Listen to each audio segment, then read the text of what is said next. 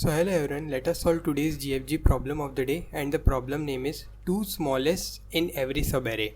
So let us read the problem statement. So given an array of integers ARR, the task is to find and return the maximum sum of the smallest and second smallest element among all possible subarrays of size greater than 1. And if it is not possible, then we need to return -1. So let us understand this question with the help of this first example and try to find some solution out of it.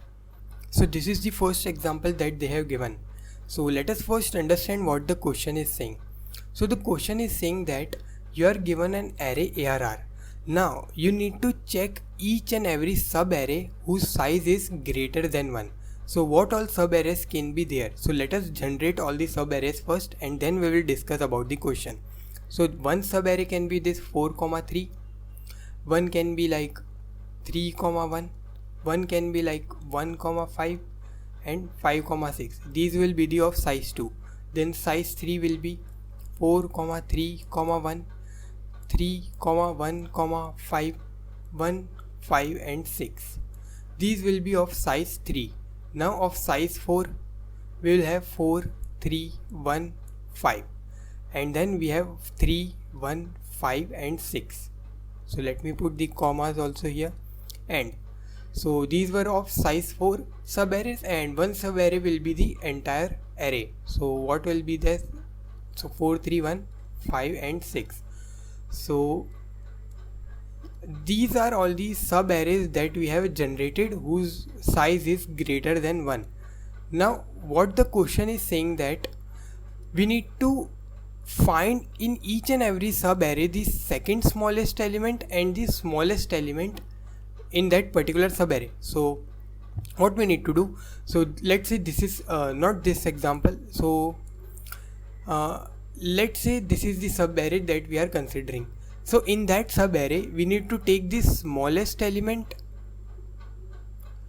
plus we need to add it the second smallest element of this particular subarray. Now we will get some particular sum. Let's say we get sum 1. Similarly for all subarray we will get some particular sum. Let's say sum 2, sum 3. So like we will get sum for each and every subarray. So what we need to do, among all these sums that we will get, we need to return the maximum sum. So let me show you what I am saying. So let me just erase this first.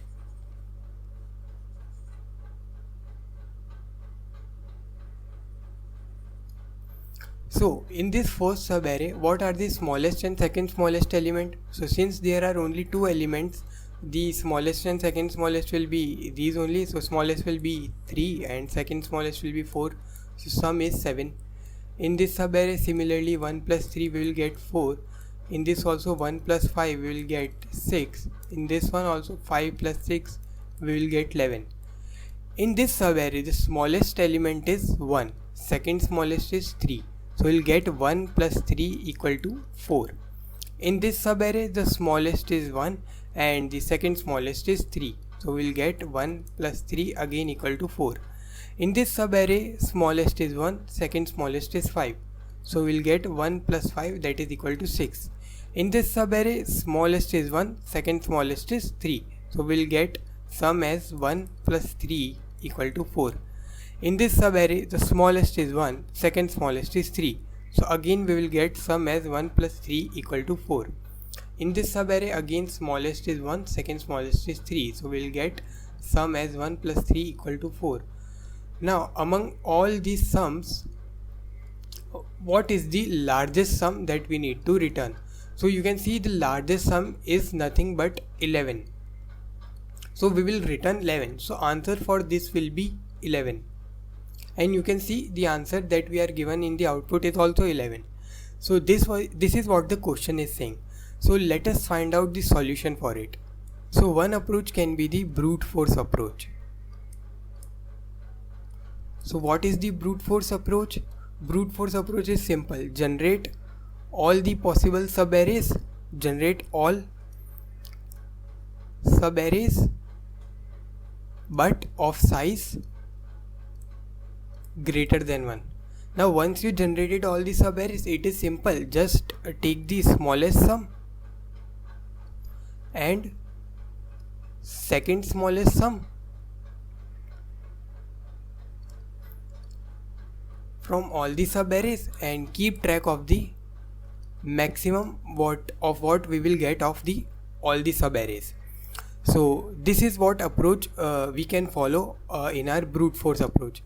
So how will we do it? It is simple, just two for loops. So let me show you. So one can be like we can keep one I pointer that will be going from 0 till n minus 1, and inside it we will have one j pointer which will be going from I plus 1 till n minus 1. Now why I plus 1? Because we need to consider the subarray of size greater than 1. So that's why we are taking I plus 1. And inside it we can just keep track of our second smallest and smallest sum, and we can just update our answer of whatever maximum sum we are getting. So that we can do it here, or we can do it separately with some other for loop. So this is what we can do in our brute force approach. So the time complexity will be O of n square, because we are running two for loops from 0 to n. So the worst time complexity can be O of n square. And yeah, this is the brute force approach, but we can't use this. We need to optimize our solution. So let us see what is the optimized solution for this. So for the optimized solution, there is a key observation behind this question. Now what is that key observation? Now if you get this key observation, the code is nothing but just a 4-line code. So it is just a 4-line code if you get this observation.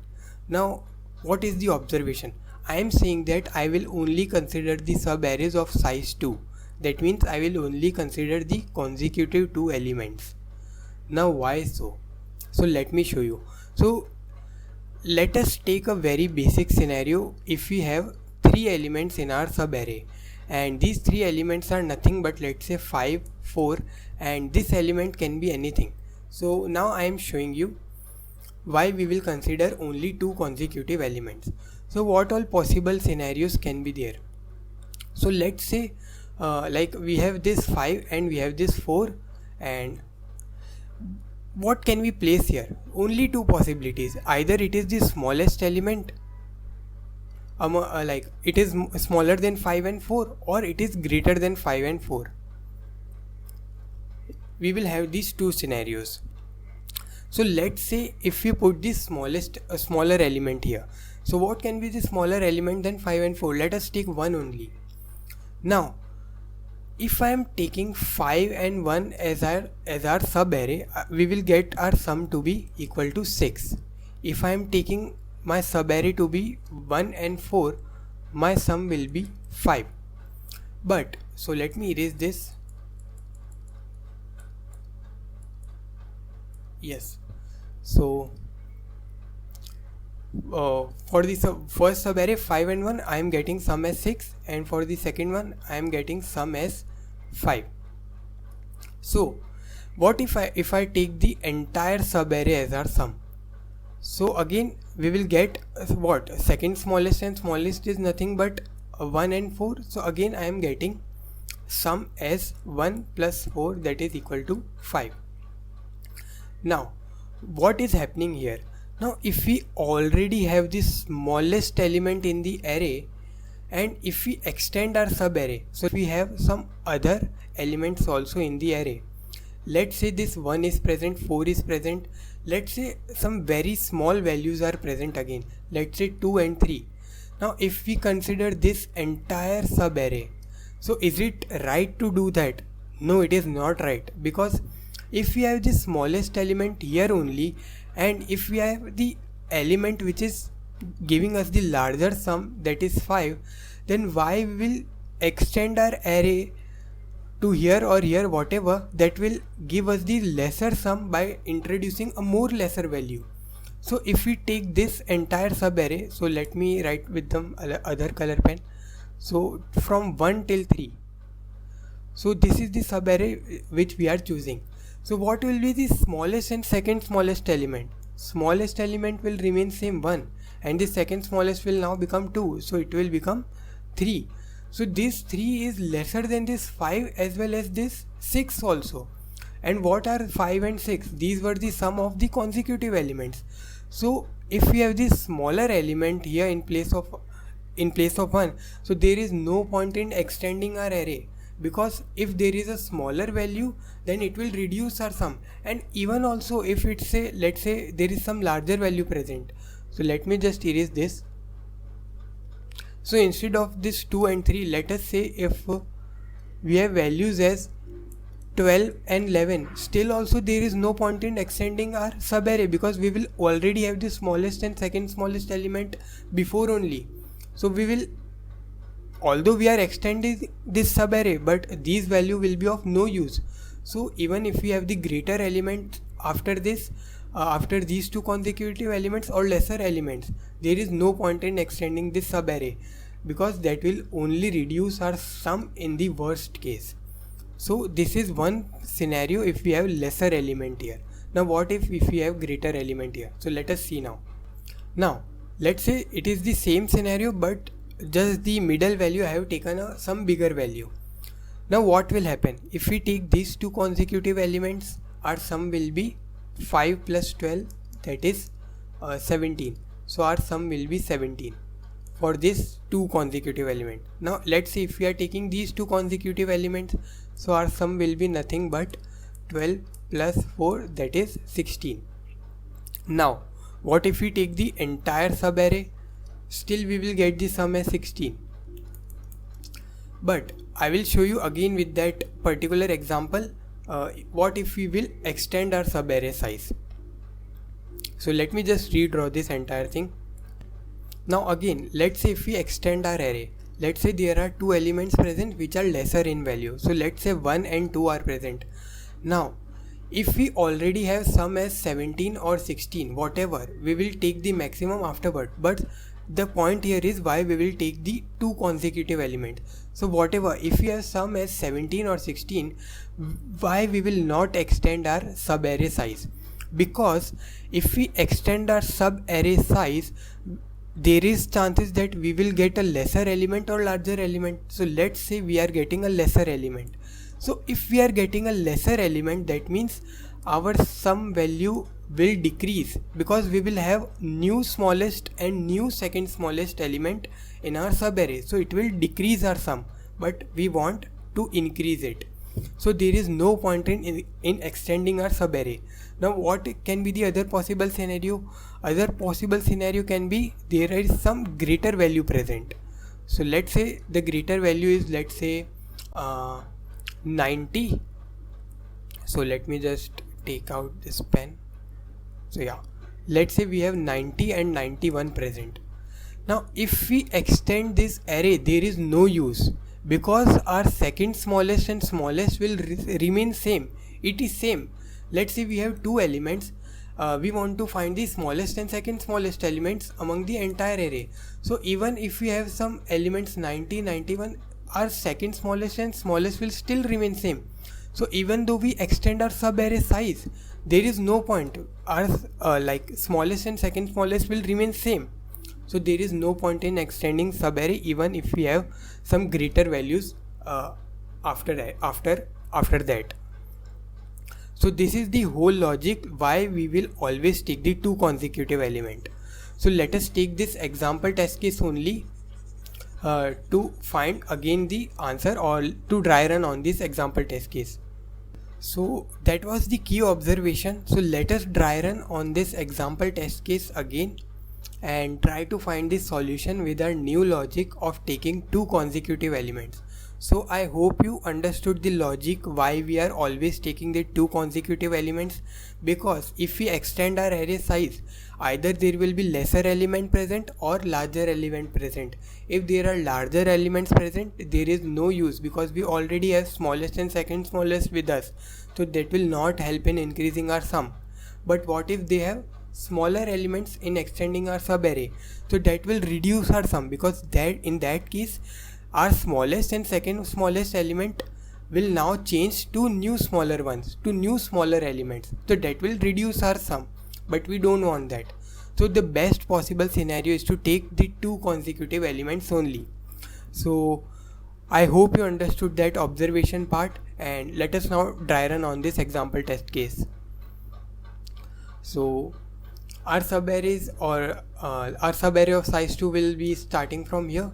So the first subarray, let's say sum1, we name this. Sum1 will be 4 and 3, so 4 plus 3 is 7. Then let's say we come to 3 here. So our subarray will now be 3 comma 1. So our sum will be 3 plus 1 equal to 4. In the next case we will be coming to 1. So our subarray will be 1 comma 5. Sum 3 will now become 1 plus 5, that is equal to 6. Then we'll come to 5. So sum 4 will now become 5 plus 6, that is equal to 11. So this will be the subarray. So these are the 4 subarrays that we will get, and amongst that we'll need to take the maximum one. So maximum will be nothing but 11, and if you remember our answer was also 11. So our approach works here. So I hope you understood why we are taking these two consecutive elements only, and even if you didn't understood, just try with some test case by taking some test case by yourself and executing what you have just seen now. So how will we do it? So let us see in the code wise also. So we will iterate from I equal to 0 till n minus 1, or rather n minus 2, because we will take care of the only two size subarrays. So n minus 2.